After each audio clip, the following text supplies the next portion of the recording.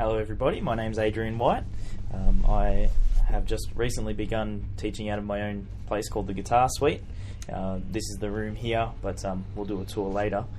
A little while ago I said to some of my Gretsch Pages friends that I would do a little tutorial on a Stray Cat, Brian Setzer song called Rebelene. So here it is. I'm going to teach basically just the intro because there's a little bit of detail there and the video will go pretty quick. So yeah, let's get straight into it. Now, if you haven't heard the song and you would like to check it out, it's Rebelene, and that's a Brian Setzer tune. So have a listen. It's a cool little Texas rockabilly kind of piece. All right. So here's the intro.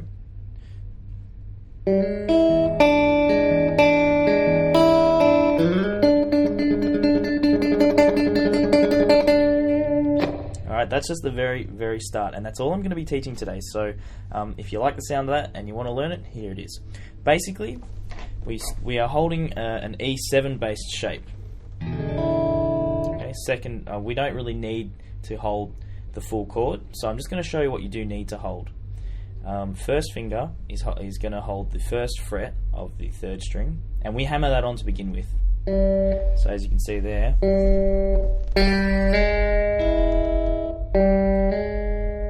Okay, and then we strike the open first string.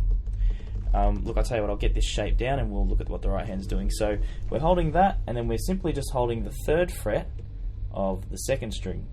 And the reason I use my pinky is it gives us plenty of arc space over the first string, and we can still hear it. If we use our third finger, you're more likely to kill the string, so your pinky will get up on the tip nice and high. Alright, so just get that hammer on, and then the next thing you do is actually hit the first string. So we don't need to have that down straight away, but I recommend getting it down instantly so we can just focus on what the right hand's doing. So let's have a look now. You've got that shape, and check this right hand. So we're striking the third string, and that's where I'm hammering on the first finger.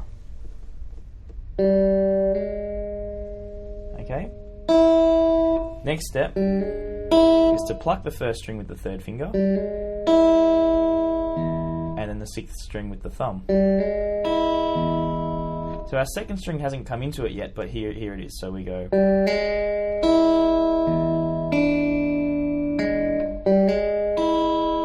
And now we're striking the second string, which our pinky should be holding down.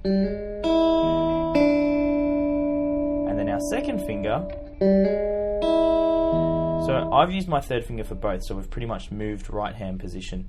Some of you guys might know that there are strict well, not strict, but you might have setups for where you sit your hand.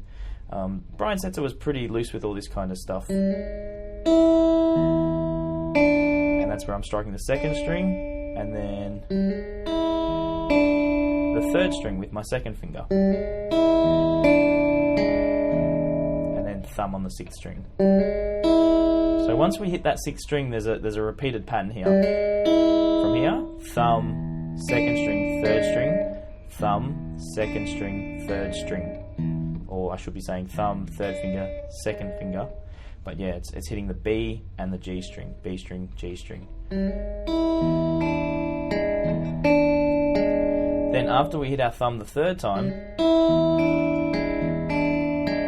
we go to the first string.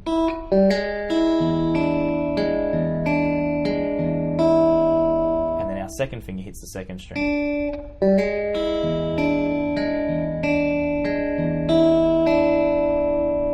Okay, so basically we strike the third string, hammer on, strike the first string, second string, sixth string, second string, third string, sixth string, New Zealand. Give me a chip, etc. Anyway, so at the very end, we've pretty much just moved these two fingers back to these two strings and played more or less the same pattern.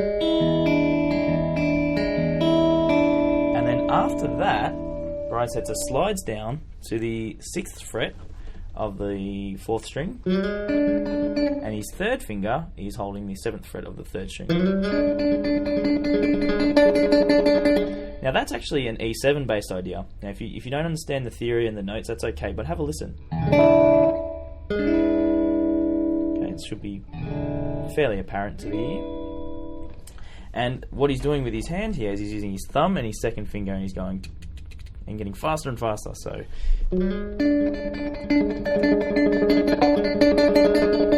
he gives a bit of a wiggle up here as well, and that's how you get that really cool Texas kind of steel guitar kind of sound. It's really cool. So the only other thing that I would mention is, if you're checking out this technique here and you're a little confused, Brian Setzer tucks the pick under his first finger like that, and that gives him that cool kind of,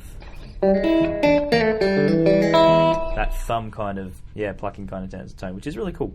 And if you're wanting to get good at that, the good news is just carry a pick around with you. You don't need your guitar to do this, and just practice tucking the pick under like that, and it just, your thumb kind of squeezes and pushes it out.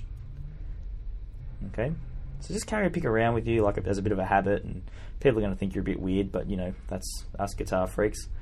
And so good luck getting up to that part. If you've got any questions, fire away, and I'll do another video and we'll have a look at further on, and some of the scales and some of the licks that he uses. So alright,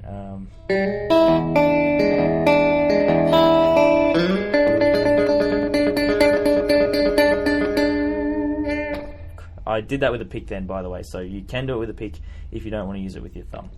Alright, any questions, fire away. And of course, if you're in Melbourne and you'd like to come by for some actual lessons here at the Guitar Suite, there should be some details below. Not below me, below the screen. You get the idea. Okay, goodbye.